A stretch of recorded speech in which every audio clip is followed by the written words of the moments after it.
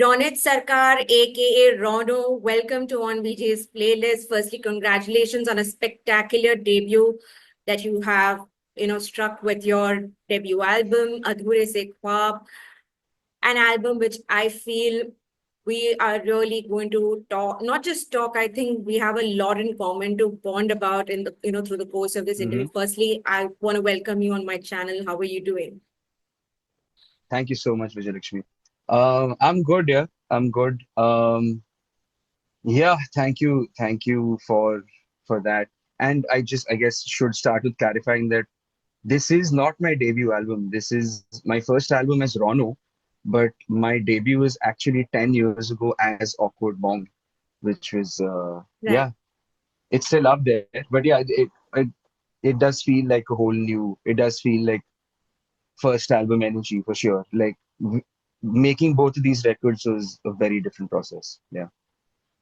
Of course, I was going to, highlight that whole transition Hmm. of yours from being the awkward bong to now Rono, or rather an awkward bong to now Rono. But Yeah. I mean, since you've already put it on record, I think we should get started with that. But firstly, I have to say, Ronit, that when I heard Adhoore Se Khwaab, I know hmm what kind of space is it stemming from, and I know that that is a common ground now. I mean, between this equation right now that we are now sharing through the course of this interview as an artist and a hmm journalist, I feel hmm the common ground right now for both of us to connect over is loss and grief. Um, Yep. it's been 2 years since you lost your father, who's also a noted director, Mr. Pradeep Sarkar. For those who don't know, the man who hmm directed Parineeta, Lafangey Parindey, Laaga Chunari Mein Daag, to name a few. And I lost my father in the second wave of the pandemic, and it's been Oh four God. years for I'm so me. sorry. And thank you. It's been 4 years for me, and I know that grief is a never-ending process. You feel like the blow will soften. You will eventually move past it, and there is uh, there is a sense of assurance also that that the presence will always be there. It still lingers, but you just crave the physicality of it so many times. And when I was listening to Adhoore Se Khwaab, with every song, I could sense, the stages of grief, the hmm the beat of every emotion that one feels, especially as a child. So before everything else, uh, Ronit, I think it's important that I start with asking you this: is how did, because when we look at the terms loss and grief, there's such a negative connotation attached to it. And I think Yeah. through Yeah. this album, I think your purpose was to also demystify that notion in a way. And I feel that you used loss and grief to the extent where you found a certain sense of solace in it, and you used it as a sort of tool to propel your creative pursuit. Is that a fair assumption? Um. In a way. So the thing about loss and grief, also, I just wanted to start off with saying I'm so sorry, and it really does suck to be part of the dead parent club. And it's a thing, like those who are in it know, those who are not just don't. And I guess it comes back to that whole loss and grief thing, like as emotions, like all emotions are emotions, and it is a spectrum. But loss and grief are on that end of things that make people uncomfortable, that people just really don't want to think about. Um, but I guess as someone who's always been an existentialist, like for as far as I can remember, um, loss and grief are those things where like it would hit me on a Sunday, ki like, oh God, we're all going to die. And then, that would take me into a spiral that I would have to pull myself out of. And I got good at that. But when I lost Baba, that it's this thing about your worst nightmare actually finally coming true. I did dream about losing him like a few times in my life, more than a few times. And when it actually happened, like for real, there was no there was no putting that feeling away, there was no putting that emotion away. Oh, it's just a dream, or you're spiraling, or you're thinking this, that. It's happened, it's real, and you have to deal with it, like what else are you going to do? So I wouldn't call it a tool as much as a necessity, like it was, for me, it was like, if this doesn't come out now, I don't know when it's going to come out. And I will say that on the album, there's only one song that is like actually very much directly about the day he died. But I think that that color that color is there throughout, because most of the album is kind of romantic. If you took the last song out of context, it would very much be like, oh, this is a breakup album. But then the last song kind of bookends the whole thing as, no, it's a little more than that. Um, so yeah, I would say that the loss and grief were integral to this record. Like these songs wouldn't exist without the events that happened to cause, the writing spree. And yeah, I wish it hadn't. It's that's the other paradox of it. Yeah, I mean, it reminds me of a dialogue that I profoundly remember from a Hindi movie, where they say that sometimes you feel that the way of the way to finally finding that destination, that fulfilling destination. Sometimes you really wish you did not have to go through a very thorny path to reach that destination. And I think when we deal with uh, something as uh, ultimate as death, I think it yeah, only redefines us in ways that we never thought it existed in us. And I think that's an emotion that somewhere I felt while listening to the songs, Ronit, that I felt it came across. But before that, thank I you. have to begin by asking you, Ronit, since we spoke about how Sir was such a celebrated director, but he also directed a lot of music videos for Euphoria. He was also an ad man, a celebrated ad man. I mean, that's a Yeah, yeah, huge body. That's a huge body of work, and it such is. profound body of work to hold. And because you also grew up in a Bengali household where art and culture, anything that is creative, is given such immense importance. Yeah. What I want to get at is, what was your immediate exposure as a young child, as a young kid, towards music? How did you find your calling or your inclination in it? Um, I think music has been like part of my life for as long as I can remember. Um, my folks took me to watch Titanic when I was very young. The movie had just come out; it was huge. Apparently, I don't remember any of this. Apparently, when we were driving back home, I was basically singing "My Heart Will Go On" like note for note.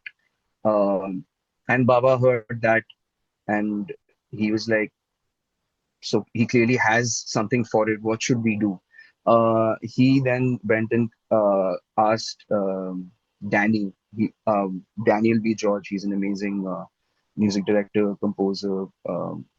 He, like, my dad went and asked Danny, he, like, it seems like this guy has something in it.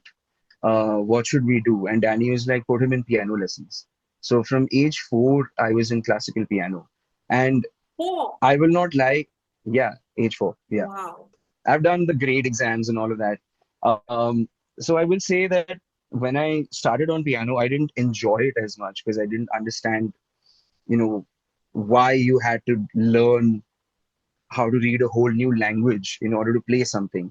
And even with the classical music world, as I grew up, there was this whole um, like thing that classical music is basically music before the recorded age in my head. And the only way that music was passed down was through reading and notation because there was no recorded music. So classical music purists are very much like, You got to read the piece, understand the piece, and play it and be able to do that. And I'm someone who approaches music far more from a hearing thing. Like I once chose an exam piece for my piano exams based on a CD that had come with the book. Like I heard the CD and I heard all the pieces and I was like, wow, I really like these pieces. I really like this piece. I really want to learn to do this piece. And then when my teacher found out, she was not happy. She was like, no, that's not the right way to do it. Um, I guess that's something I still fundamentally disagree with. Um, I believe music is meant to be listened to and heard.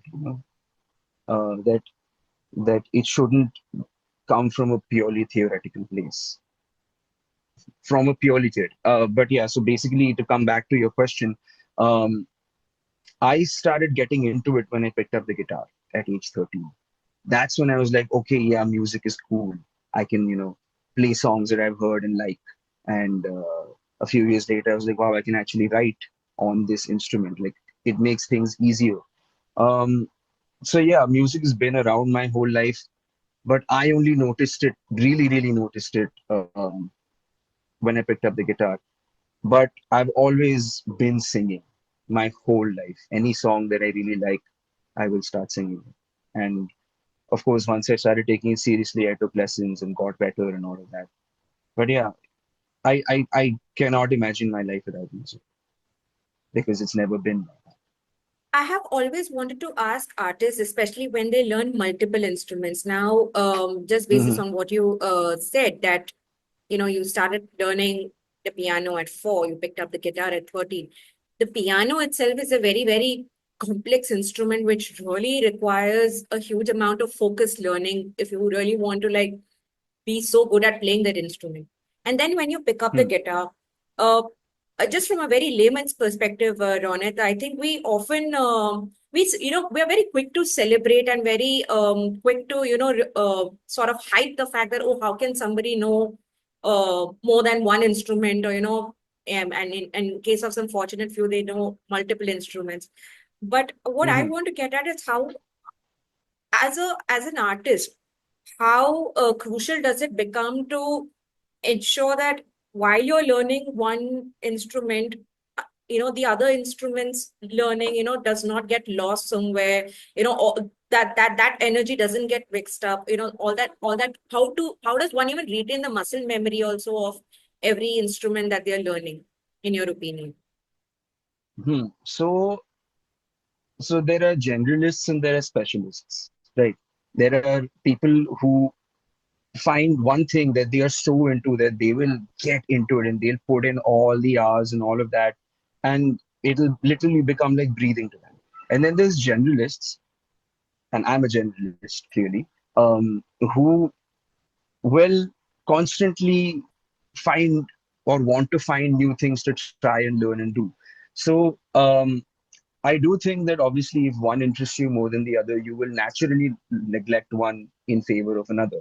Um, but as a multi-instrumentalist, and as especially once I started producing, I realized that like it's not so much about the skill set as it is about being able to get well. So the skill set here in question is, can you get what's in your head out and onto paper or whatever?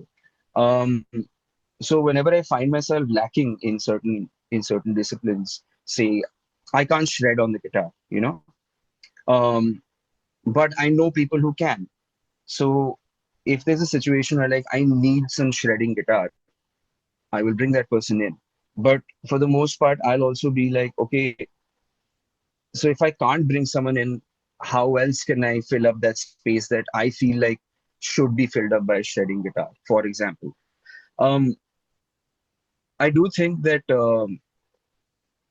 obviously, like when I was only on piano, I put all my focus in piano, but it wasn't as much because I wasn't super interested. Um, and when I got into guitar, I really got into guitar, like really, really got into guitar. And it felt like for a minute that I just wanted to be the lead guitarist of some band. But then as you grow older, your priorities change, and how much time you can spend with an instrument versus how much time you have to spend making rent, all of those things. Um, they change your priorities, and then you figure out like what is it you want to really get better at, what is it you want to maintain, what is it you want to that you don't really care about and are okay letting go of, you know. I don't think any skill goes to waste, and I'm a huge fan of just being able to learn throughout my lifetime. Um, but I do think that a foundation, the piano, it gave me foundation that allowed Hmm. me to jump onto every other instrument with ease, you know. So I think for me, it's like I'm very, very, very grateful that I did learn classical piano and do know those music theory things. Because all that's done is given me an edge when it's time to switch it up or when it's time to just try something. In the studio and in the album, there are instruments on there that I've never even seen or played before. But they turned up in the studio and we were like, you know what? We have this, let's make it work. So there has to be that element of play, that element of, oh, we're actually having fun with this, you know. When it's fun, I'm into it. When it starts to feel like a chore, it's a little like, but also, I'm not saying I don't practice because that's also very important. You've got to put in your hours, you know. But it's easier to put in your hours when you care about what you're doing. So it's that, you know, it really comes down to this year, I'm way more into guitar. Next year, I might be way more into keys. And that's cool, you know, life is like that. Things change, people change. It helps to not stay stuck in one thing, as speaking as a generalist, of course. Truer words haven't been spoken. But Ronit, if I can also ask about, which artist do you remember from your formative years? Any artist or a record that sort of cast a very profound influence on you that sort of fueled your pursuit towards music further? Mm, Billy Joel's River of Dreams. That was the first album I bought. And then John Mayer, his albums Battle Studies and Where the Light Is, live in LA. And Damien Rice, oh, the album. Hmm. And then a year after that, I like 2 years after I heard Oh is when my favorite fantasy came out, and that was just like oh my god. So yeah, these I would say these three artists and these albums have been like massive parts of my journey. And the Billy Joel connection honestly started with my dad. um, so if you're talking formative things, Billy Joel, Lucky Ali, um, Shumon Ganwala, Kobir Shumon, he's known as now, a Bengali artist, um, and a lot of Rahman stuff, and of course, a lot of Euphoria, a lot of uh, Tia Basanti, the album. Hmm. That was a whole, Oh, like that was one of my favorite albums growing up.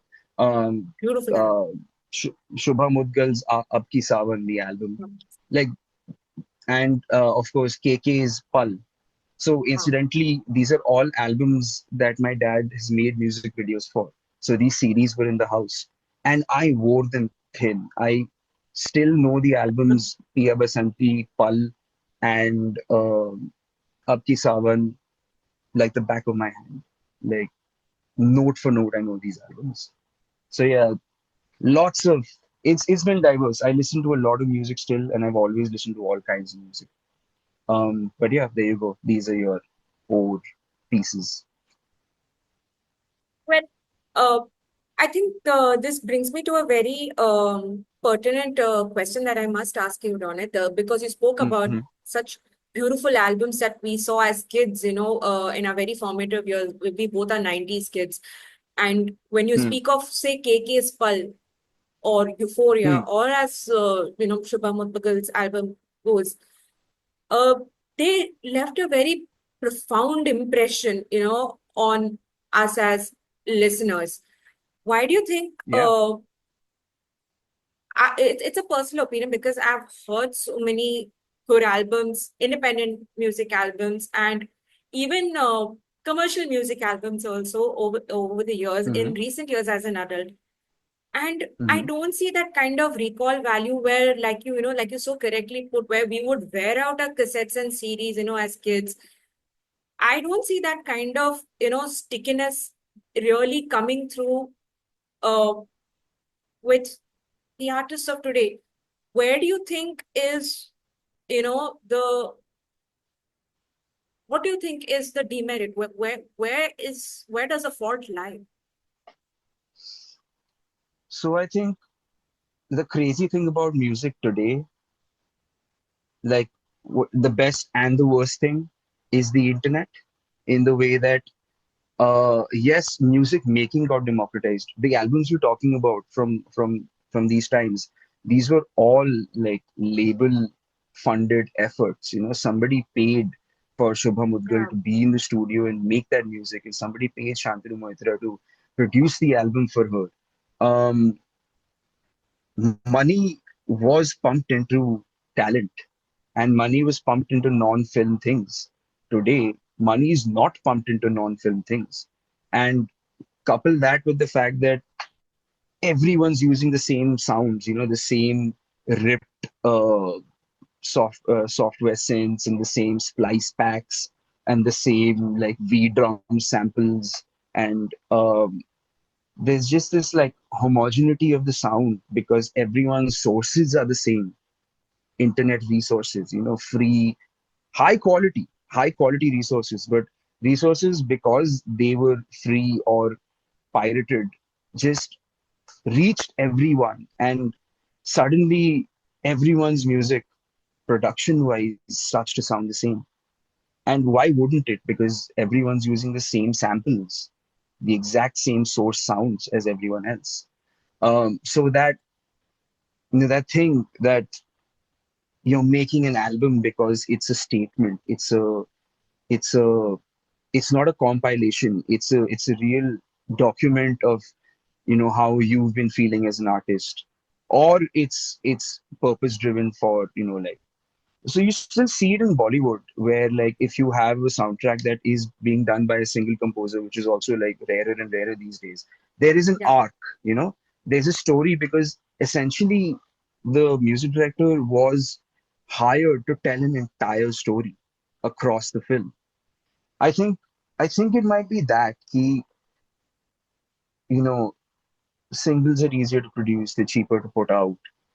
An album is a real time and money Yeah. and effort commitment. And for independent artists, that money is often not coming from anywhere but our own projects.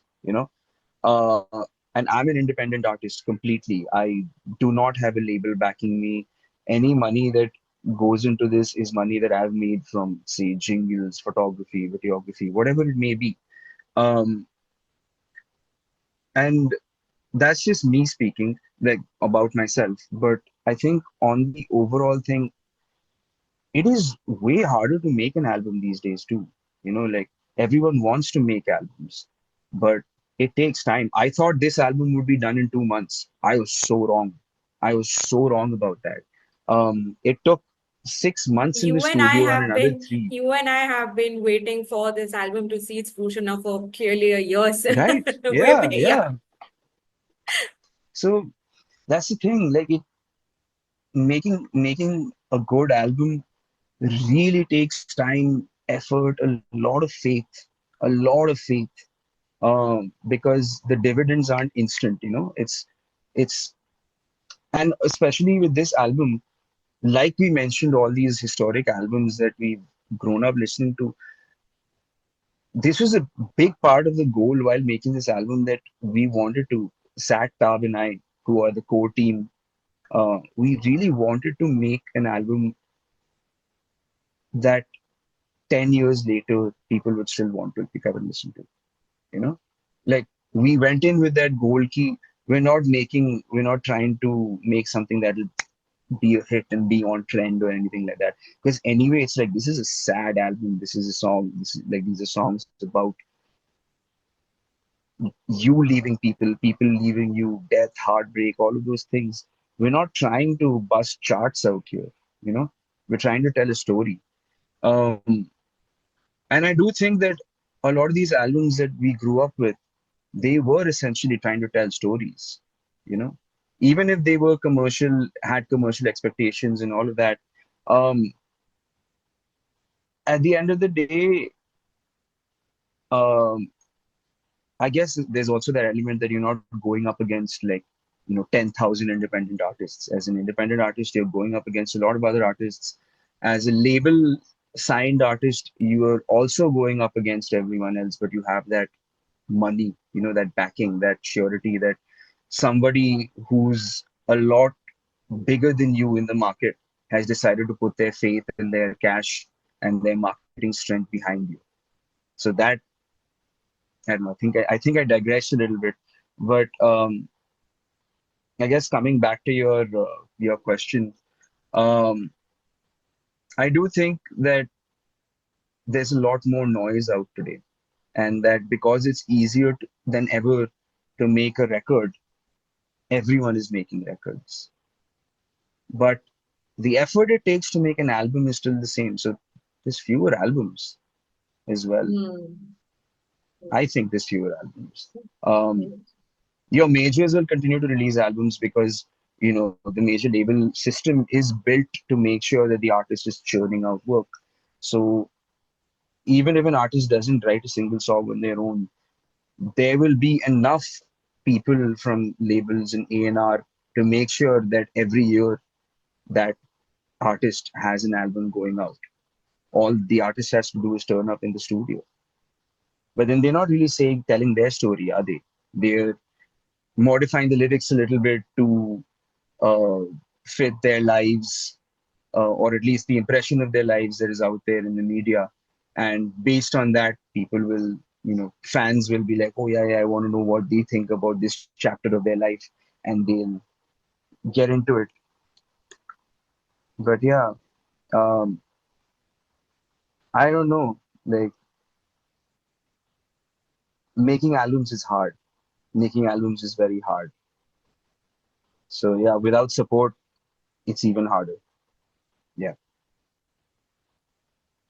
Um, Ronit, uh, firstly, beautifully put. I think I agree with every sentiment that you just voiced. And I think if you have to just look at Sir's filmography only, I think there's such a huge recall that Parineeta as a music album has. I mean, brilliant Hmm. performance is a brilliant story aside. I think the music album of Parineeta has aged so beautifully, and I feel Absolutely. it's largely a combination not just of a good director, but he also had a very good music collaborator in Shantanu Moitra and with Sir Swanan Kirkire as a lyricist. And I think 100%. this was the trio that worked together in at least most of Dada's filmography after Parineeta also. I think with Laaga Chunari Mein Daag, this it was the same with Yes. Eklavya and with Lafangey Parindey also. Yes. Um, Yes. till I think Helicopter Ela was where I think Dada switched, Dada collaborated with Amit Trivedi. But I feel when these three people were together, I think that's they created some really great albums together also. So even if there were the commercial demands or the producers may have Hmm. varied, I think this group together, they created, such beautiful albums. And I think a large part of good albums or good compilations coming out today is of actually having a constant team of people you can rely with. Now, since you have taken to, I mean, you are also helming songwriting duties also on your album, Adhoore Hmm. Se Khwaab. You have Hmm. a wonderful collaborator with Tab. And Yeah. sweetly, even Swanan sir also has lent his voice to one of his songs. Firstly, Hmm. before everything else, how was that experience? Because Swanan sir has been such a close figure to Sir's filmography, and I'm sure the Yeah. presence only in your personal and professional circle must have been of huge importance. So, how was that? Little factual thing. Shantanu did not do the music for Lafangey Parindey. That was R. Anand. But yeah, everything else is set. And also Mardani was with Salim Suleiman. The Yeah, the two songs on it. But yeah, uh, sorry, can you please repeat the last? The Swanan thing, right? it's fine. So basically, having Swanand on the album was the biggest like coup, that I really wanted to pull off, because he's been one of my childhood heroes. Like you said, that Parineeta album is, in my opinion, timeless. Like I literally picked up the album on vinyl 3 weeks ago, um, and I think at least once every 2 days I put that record on and I listen to it start to finish, and it still hits. Raat Hamari to is still one of my like favorite songs of all time. Yeah, Yeah, and mine too. Mine too. I've been a huge fan of Swanand my whole life. Um, so yeah, like I think even before Baba passed, we had been talking on and off about like working together. But you know how these things go. Like he's very busy, and I also got busy with my things, and like things just don't end up happening. Especially in the industry, like sometimes if you talk about making something happen, unless it happens then and there, it will never happen. So I guess I don't know. I also got a little complacent about ever like doing this work, and then Baba passed, and like all his friends and collaborators reconnected, and it was actually 2 days after his passing that we were sitting at my mom's house, and it's so weird to say that at my mom's house.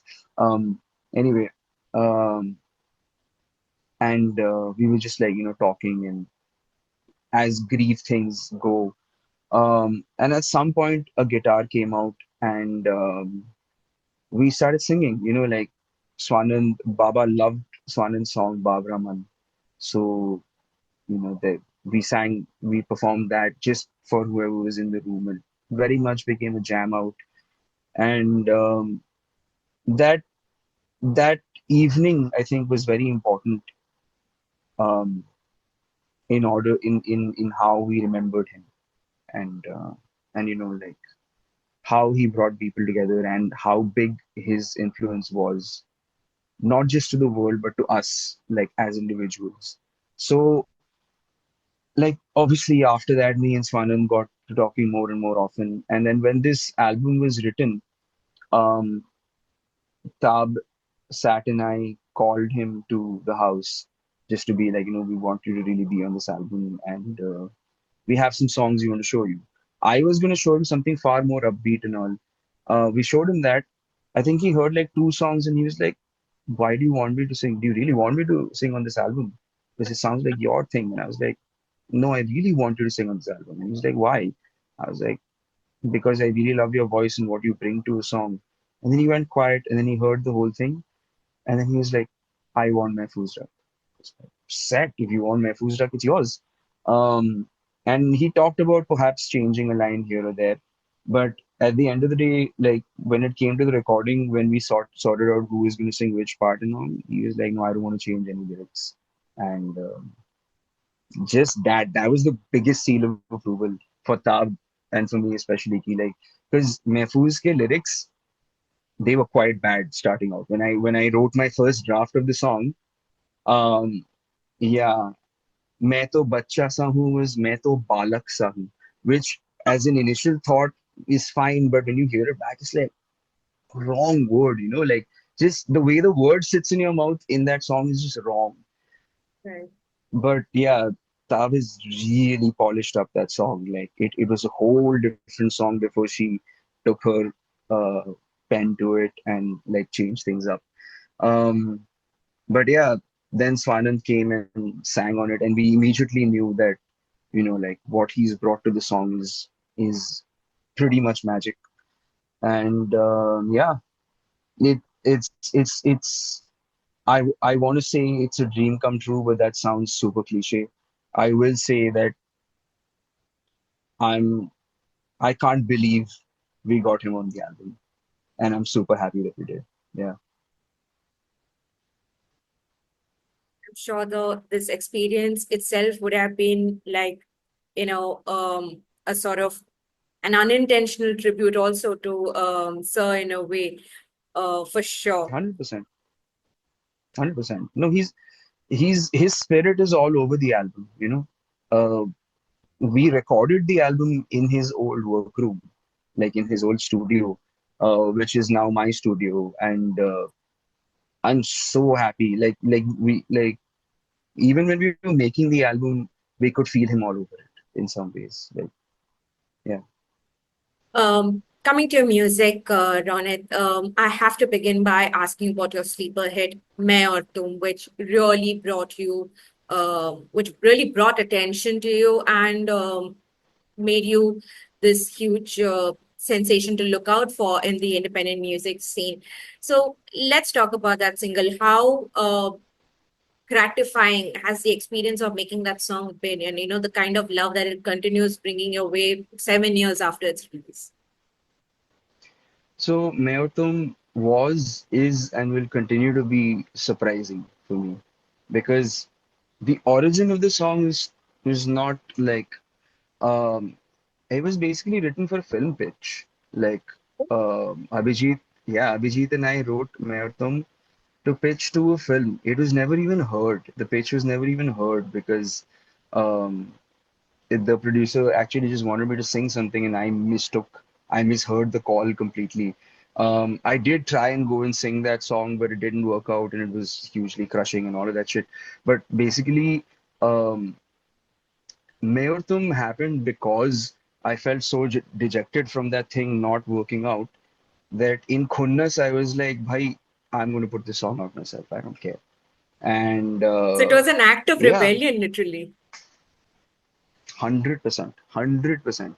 And between Mayarthum and Yado Ka Bandarga were recorded together over like 3 days or something.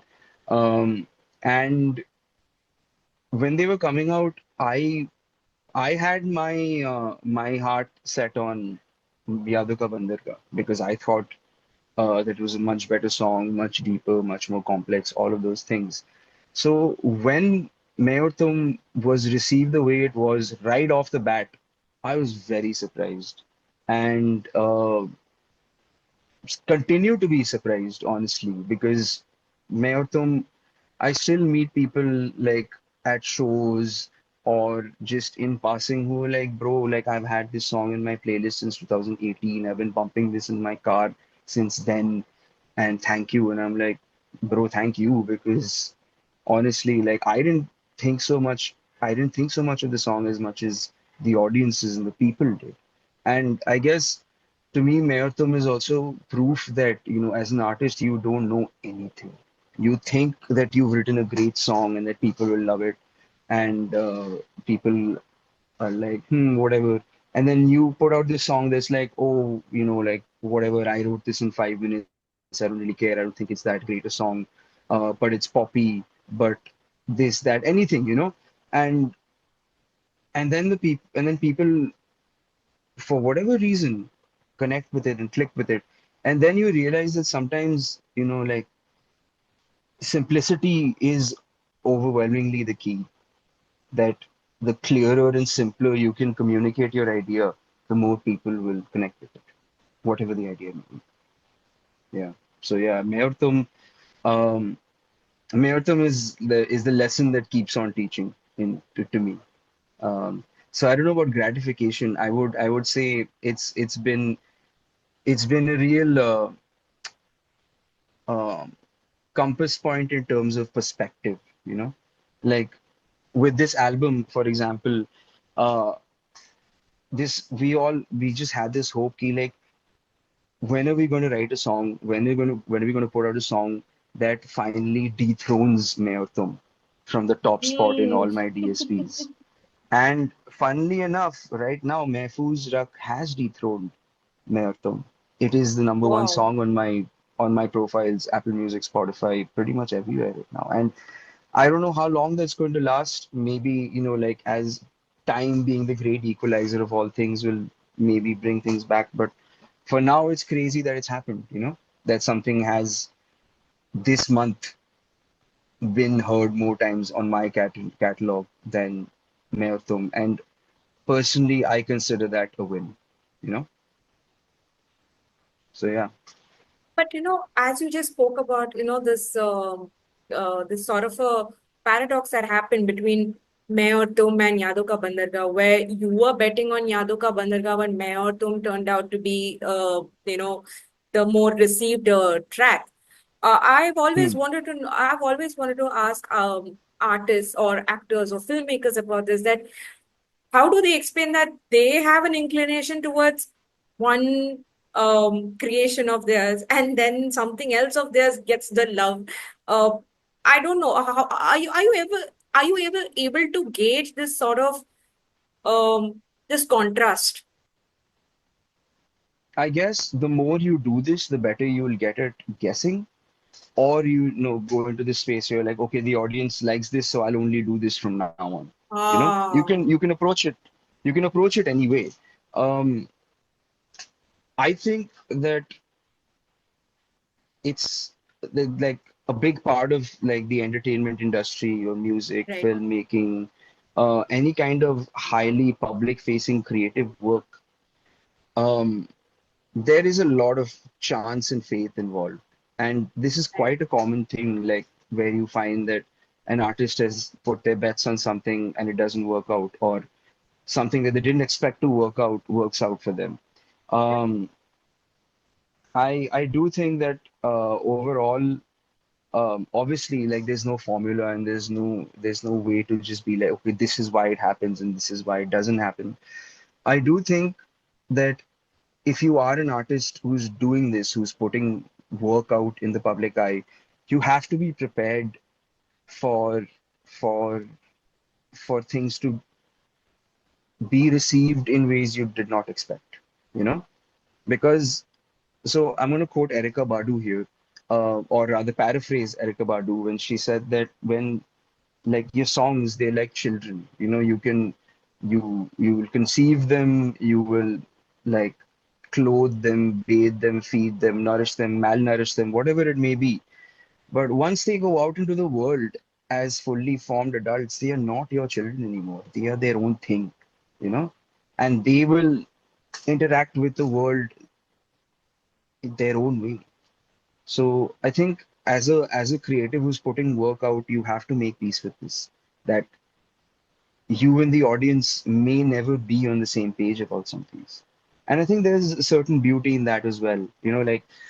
Like I know artists who are brilliant, but maybe don't release music as often as they should or at all. And I do think that part of being an artist, maybe this is a personal belief, Yeah. part of being a public facing artist is understanding and going through that release cycle, putting out music and what that does to you when it works, what that does to you when it doesn't work. I think all of that is important in kind of developing an artist, in kind of developing a thick skin and resilience and a discipline and a work ethic. Because the creative fields, especially music, one of the most competitive fields in the world. Like, and it's only getting more and more competitive because the barrier of entry is so like almost non-existent. You can literally buy a beat off of YouTube, sing on it, distribute it, and you're in the game. That's it. That's all it takes. So yeah, it like um yeah, I guess again I've digressed, but No, no. yeah. I think you pretty much summed it up pretty well. But what I want to ask you is, uh, just to further elaborate this question, Ronit. I feel it's also the barrier of entry that you said. I think it's also largely because there is such access now to resources, and some very cheap resources also. Somewhere AI also getting into the mix has sort of Hmm. made this better or worse. I mean, we really can't tell yet because it's still at a very nascent stage. uh, But also, where I was trying to get at with that question is, it's so easy for us as lay listeners at the end of the day, or even as the eventual audience, to very quickly जज an artist music और film wise. अरे वो कैसी पिक्चरें बना रहा है, ये कैसे गाने निकाल रहा है, ये उसका फोटे था, ये उसका प्राइम था, ये उसका बेस्ट था. अब कैसे कैसे चीजें बना रहा है. It's so easy for us to makes make such loose talk about things, and without ever ever making sense of the fact that it's equally a challenge for the artist also, the person who is making the art, that do I go by what the audience is receiving, or do I go by my instincts? What do Hmm. you think about that? Hmm. I think that is a deeply personal choice that is going to vary with every artist, you know. If you're in it for the money, you will do whatever it takes to make more money. Uh, if you're in it because you want to say something, then you got to have enough money to be able to say that as well, you know.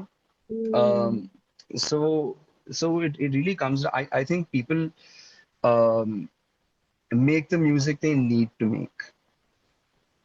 Like I believe that. Like if you're comfortable, if you're earning enough from whatever, and if you have time to do whatever, you will make the kind of music you want to make. If you really have something to say, you will make it happen and you will say it. But if you're kind of, if you made something that works and now you're like, oh, I want to make more money, I want to keep getting on this train, you will continue to do that. And at some point, you may not recognize who you've become as a musician because of, what the audience expects of you and what you expect of yourself as a successful or unsuccessful artist, Of course, there are those unicorns who get super, super, super popular, like make a living off of it, popular off of just what they do. And they are so lucky. They're so, so, so lucky. Um, but yeah, for the most part, we're all just trying to survive at the end of the day. Some of us do get the privilege and the opportunity to make enough money or come from enough of a comfortable place to actually just make what they want to make. They're also super lucky. And with this album, I took time and I played the cards I was dealt in order to make this album the way I wanted it to.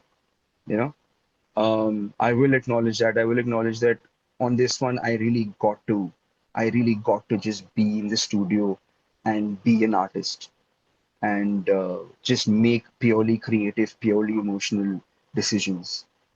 And I just wanted the album to reflect that, to just be like, this is not a commercial project. This is not for uh for for the hits, for the views, for the, oh, this is gonna catch on and this is gonna be in a wedding playlist. None of that. The purpose of this album was very much, you know, to express grief, to express loneliness, in the hope that somebody else who's going through the same shit will feel a little less lonely, feel a little more seen and heard when they listen to this music, you know? and that's exactly what I felt when I heard Bus Hawaii. I can tell you how deeply personal it felt. Towards as the song ends, uh, one can't tell whether you're actually having a sigh out, or are you choke, is there a lump in your throat that you're waiting to release? One can't describe that, but one has to only hear that. And like we discussed at the start of the interview, only somebody who has equally been on that boat can actually tell what that emotion is, what that sentiment is. And I think easily that's what makes Bas Hawaii one of my favorite songs from Adhoore Se Khwaab. So firstly, thank you for that song, because uh Thank you. Mine too. so tell me about that song. How did you was is that I mean, I dread to ask this, that I'm sure it wasn't planned. I'm sure there was an emotion that came through, when you were singing the song. But Just tell me about how did you put that small little nuance towards the end of the song. So it's half half divine design and half science. So for context, Bas Hawaii is the song about the day my father died. Oh That God. that is literally what that song is about. The lines "Aag mein raakh kyun banta koi, reh jate adhoore se khwaab," which is where the title of the album comes from. That is the moment somebody's cremated. In this case, like literally, like that visual that will never leave my mind. You know. Um, so when I wrote this song, it came out in a massive rush. Like the song wrote itself in a way in less than 10-15 minutes. Like the song was done start to finish in that much time. But it took me 2.5 hours to get a recording down because every time I got to a certain line, I would just start crying. And then, like, literally 2.5 hours it took to get one functional phone demo down. And I felt miserable the rest of the day. I tried to go out immediately after, had a couple of drinks, felt even worse, came back upstairs, cried, slept. And when Tab heard the song, because she was the one who did the first round of vetting after I finished all these songs, uh, immediately she knew what it was about. And she was like, we have to try and capture this song. You have to be comfortable crying in the studio for this one because there's no other way it's going to work, you know? And I was like, I don't know because like I barely got that recording done. But she's like, no, no, no, there's no way to you can't you can't act this Paper one through out, it. you Yeah. know? No, no, you can't just like तुक्के से ये तुक्के से नहीं होने वाला है. नहीं. So so the day we recorded Basawai, and I think it was the last song we did vocals on for the album. Um, there was no one else in the studio, it was just me and her. She was engineering the session, and she put on. There's a TV in the studio where like Sat used to just put on like random like videos of I don't know the Beatles in the studio or something, just like quiet like silent footage, just to like keep a little distraction loop going so that when we're actually in our work, it's an ADHD thing. I don't know how else to explain it. But that day, Tab put on like just music videos that my dad had made, songs from Parineeta, just the visuals running. And I was howling. I was howling throughout that recording. Like I was in a very, very naked, emotional, broken space. And yeah, that song, the vocals for that song, two takes. Half the song is the first take, and then I really started crying till the end of the the end of the first chorus, and then the second part of the song is take number two after I composed myself and started singing again. So all the deep breaths, the choking, that's all real. That's all real. There's no way to fake shit like that, and Of course, of and course. we didn't want to fake it either. Yeah, we wanted it to feel real. We wanted it to like in some ways, Adhoore Se Bas Hawaii is the soul of the record. You know, like it's the song that kind of brings it all together and gives you context to the rest of the album, gives you context to like how much we do hit it over the small things when the big thing you can't really negotiate with, you know. So yeah, I'm glad that you like the song, and yeah, I think that the song may be one of the most important songs I've ever written for myself, and I don't know how it's going to do on on the internet and all of that because people want to feel good, and this is not one of those songs. Um, I hope that the song finds whoever it needs to find, you know, whoever needs to hear it, because I needed to hear it. Yeah. Well, on just on your behalf, if I can urge my audience watching this, guys, this is our personal request and recommendation. Please listen to Bas Hawaii from Adhoore Se Khwaab while you also stream the rest of the album. But Track number before we 9. track number 9, but before we end on it, speaking of loose talk again, Hmm. your father is such a celebrated, or I mean, I don't want to mention about him in the past tense. He is a celebrated filmmaker, of course. Yeah. Yeah. And the talks about nepotism is so unfounded and just brain rot on social media today. But the point, I mean, for a young child like you, access was immediate. Like, like for you, like you mentioned, like you spoke about, the fact that Swan and Sir was such an integral part of your social circles that it was easy for you, if not as easy. I may make it sound, but yeah, there was that connect No, I that get it. where you could get Swan and Sir to collaborate with you for your album. But Yeah. just for the fact that people say that okay, if your parent is already in the industry, there is a certain foundation laid, there is access, there is resources at your disposal, but you pretty much made your career all by yourself. Like, you started as an independent musician. You started with the moniker An Awkward Bong, released a few singles, released an entire album. In the Brightest Corners, for those who do not know, was is actually your debut album, but as An Awkward Bong.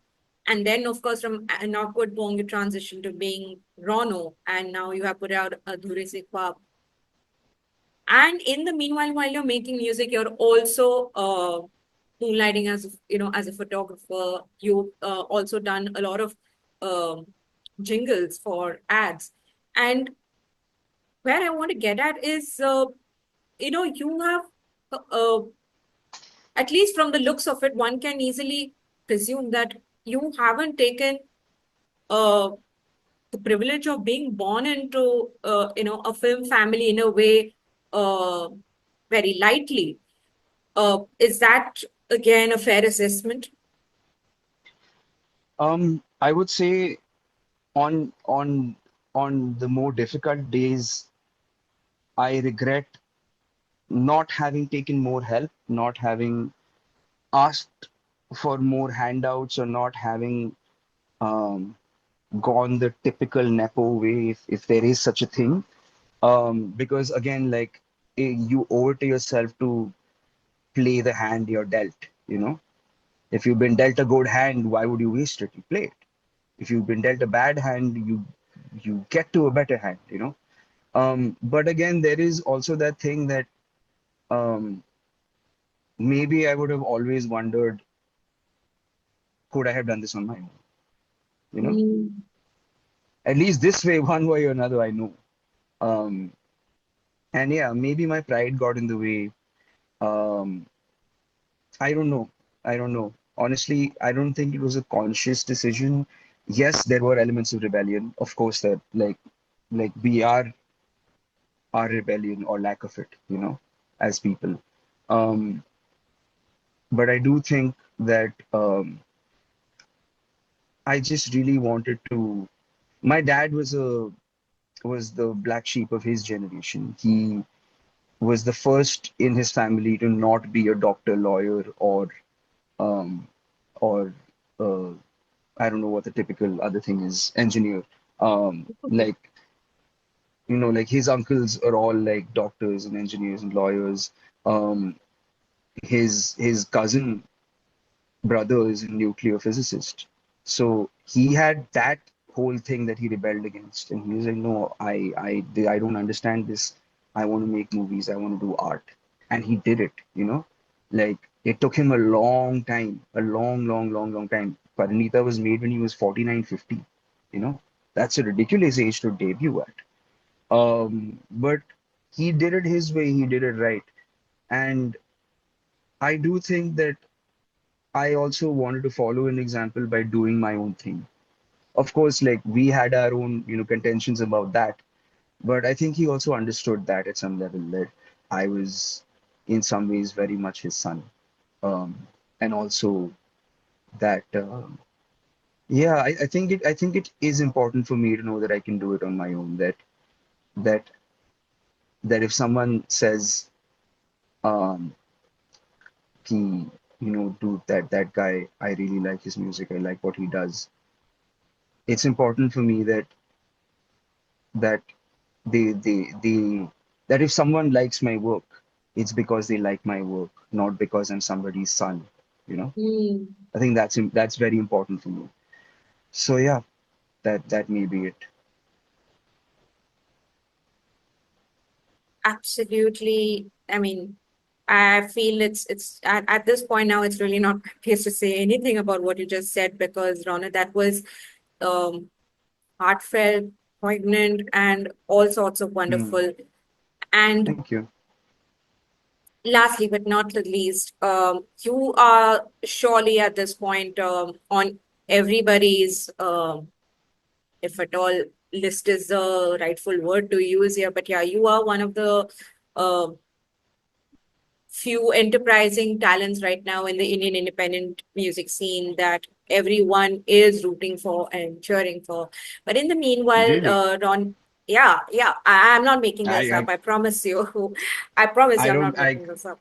I hope that's true because I don't attend as many gigs as I used to and as I should. I've this making this album is just like taken over my whole life. I haven't gone for a haircut in like months, yeah.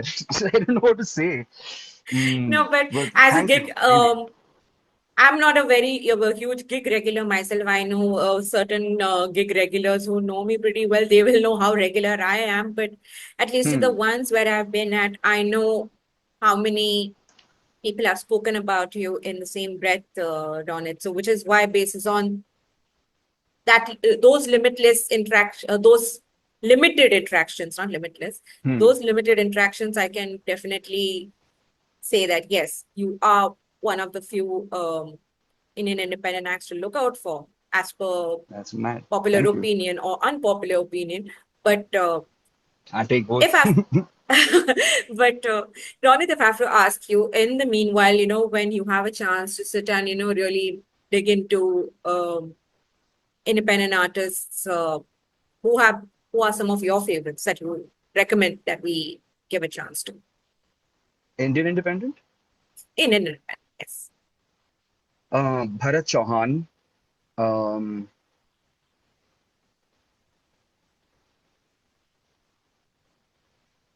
Ginny. Big Mhm. fan of Ginny. Um,